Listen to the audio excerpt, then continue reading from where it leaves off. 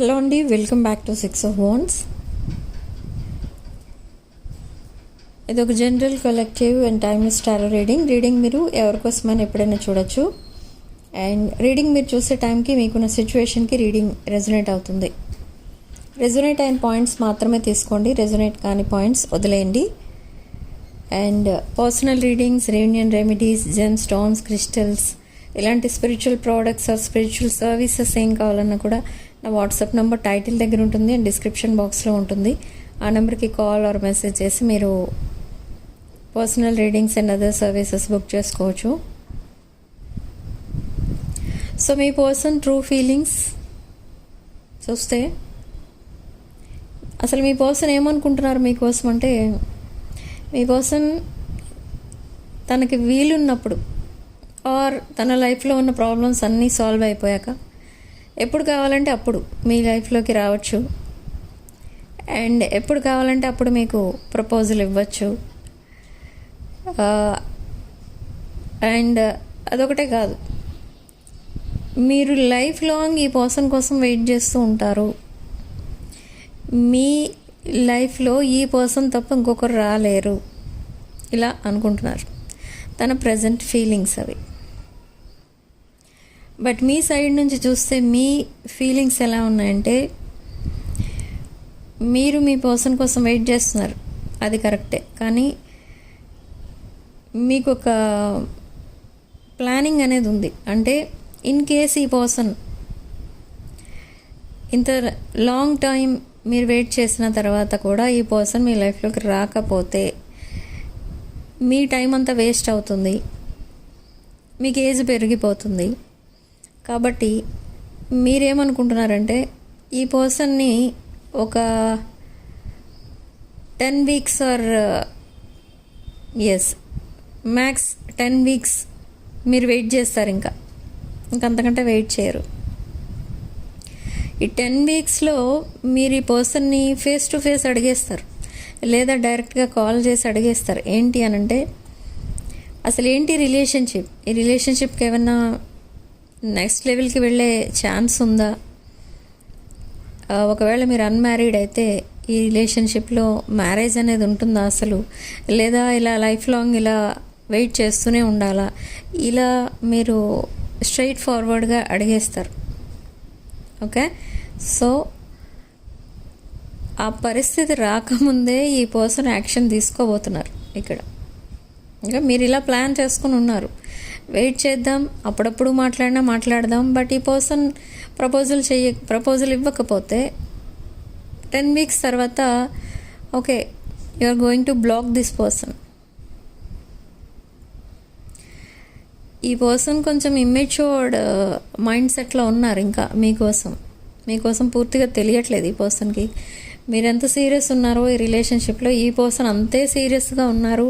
And ఈ person లైఫ్లో ఒక స్పెషల్ ప్లేస్ ఉంది మీకు. కానీ అది అంతా ఈ పర్సన్ తన యాక్షన్స్లో చూపించట్లేదు.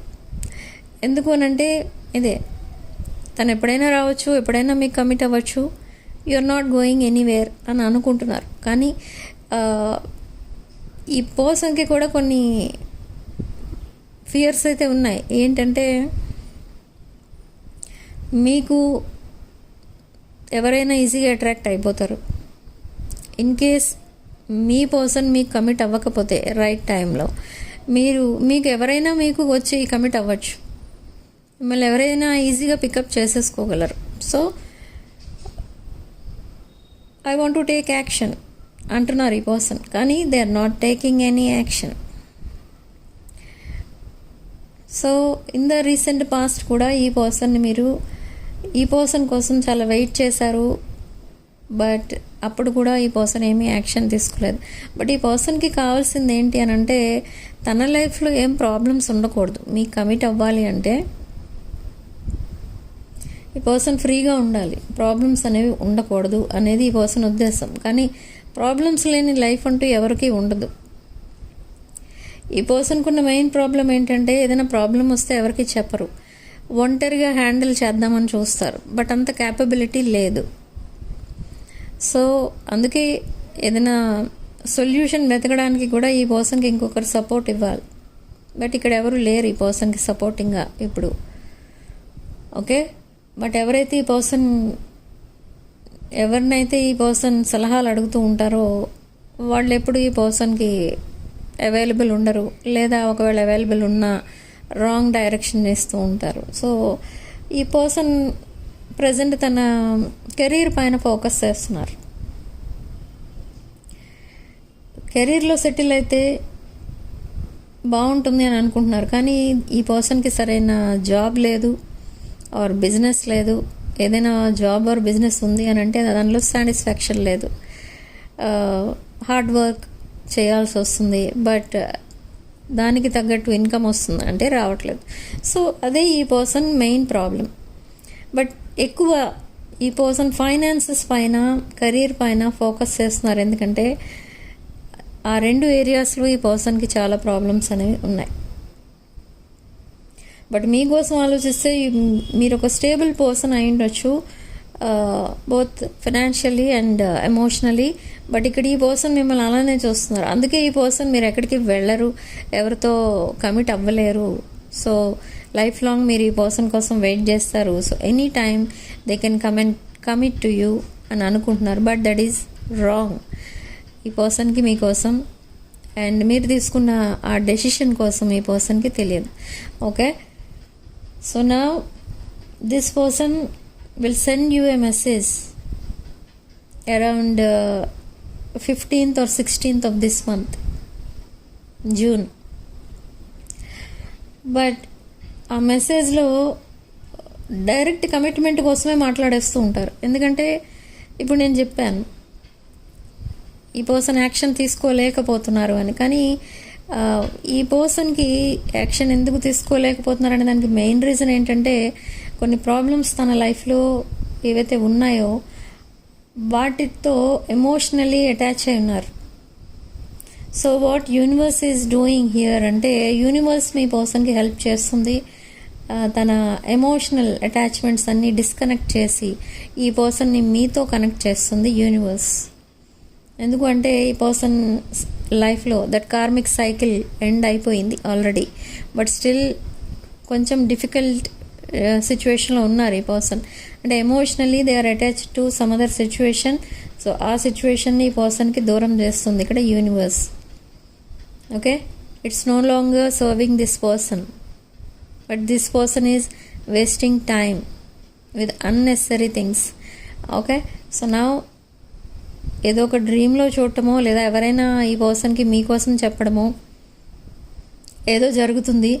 జరిగిన తర్వాత ఈ పర్సన్ సడన్లీ మీకు మాట్లాడతారు. ఆ మాటల్లో ప్రతిదీ కూడా కమిట్మెంట్ రిలేటెడ్ ఇష్యూ చెప్తారు. తన ఇష్యూస్ ఏమైతే ఉన్నాయో అవి అండ్ మీతో కమిట్మెంట్ కోరుకుంటున్నట్టుగా ఒక్కొక్కసారి ఇండైరెక్ట్గా మాట్లాడతారు, లేదు అంటే డైరెక్ట్గా చెప్పేస్తారు. They want higher level of commitment with you అని. Okay, so new moon in Gemini 16th of June.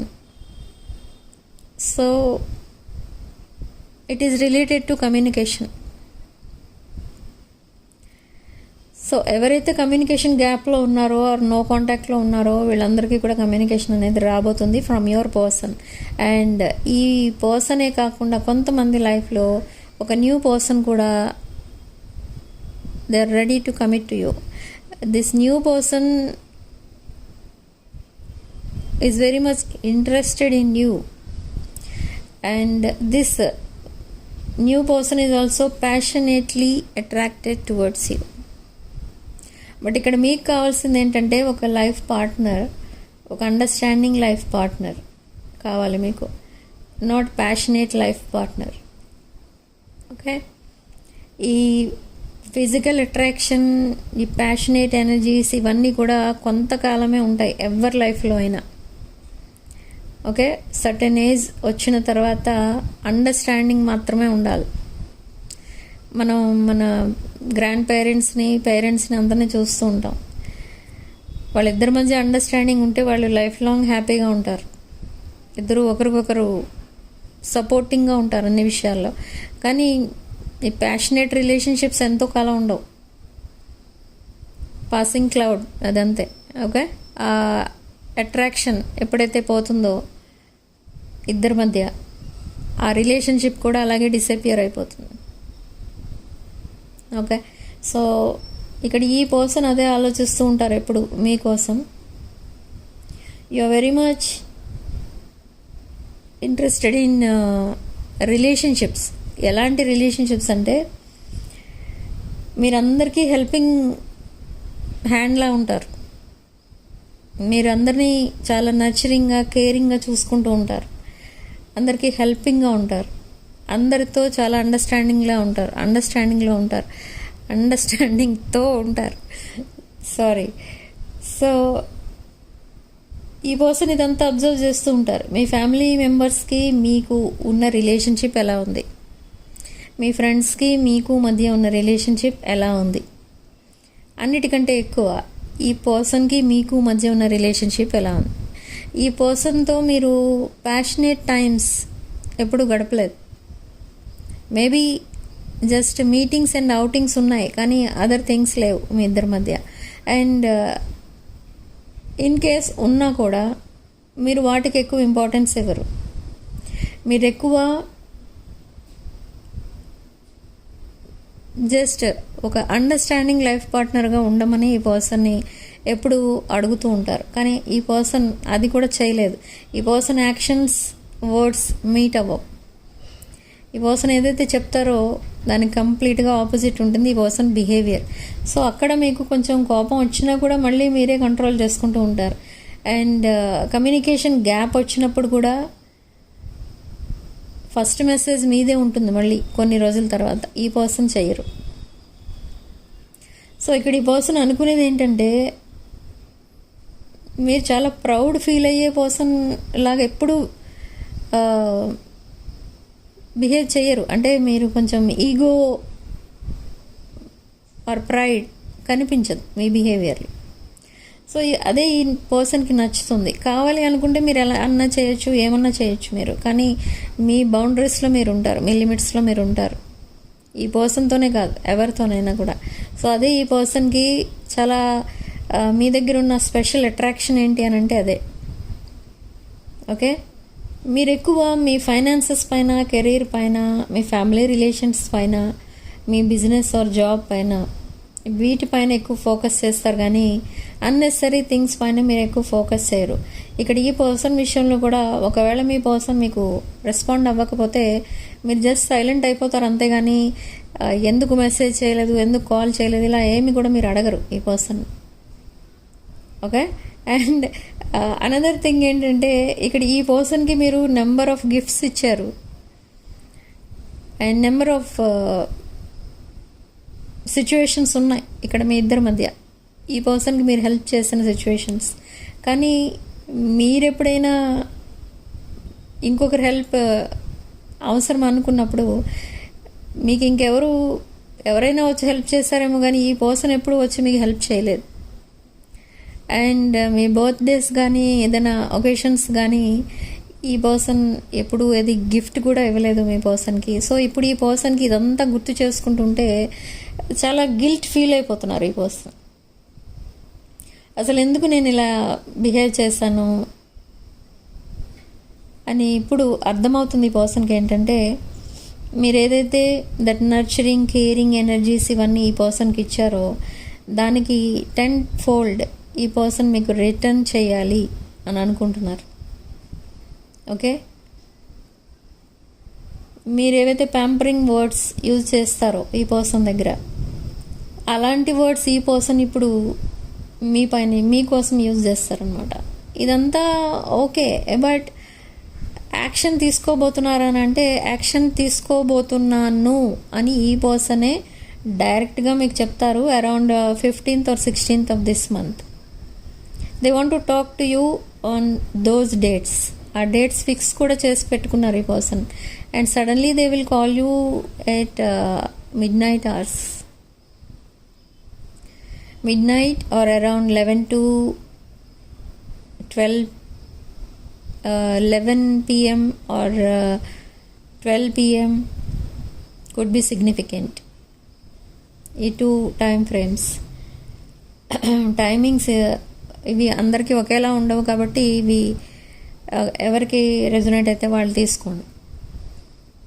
But message ఎప్పుడు వస్తుంది ఈ పర్సన్ దగ్గర నుండి అంటే evening time between 3 to 7 PM message అయితే ఆ టైంలో వస్తుంది. కాల్స్ అయితే suddenly they will call you. ఆ కాల్ ఎలా ఉంటుందంటే ఈ మెసేజ్ రావడం వెంటనే కాల్స్ చేయడం అలా ఉంటుంది ఈ person behaviour. Unexpected message from non committal person. Recent పాస్ట్లో ఈ పర్సన్ ఒక నాన్ కమిటల్ ఎనర్జీ. మీరు ఎప్పుడైనా కమిట్మెంట్ కోసం మాట్లాడినా ఆర్ అట్లీస్ట్ ఎక్కడైనా మనం మీట్ అవుదామని అడిగినా మీరు ఈ person they use to block you are they use to go silent. మీకు ఏది రిప్లై ఇవ్వరు, సైలెంట్ అయిపోతారు. అంటే దాన్ని బట్టి మీరు అర్థం చేసుకోవాలి ఈ పర్సన్ రారు అని. అంతే, మీరు కూడా అంతే. ఆ రెడ్ ఫ్లాగ్స్ అన్నీ కూడా మీరు ఇగ్నోర్ చేస్తూ వచ్చారు 1 by 1. సో సడన్లీ మీ ఇద్దరి మధ్య సెపరేషన్ అనేది వచ్చింది. ఓకే,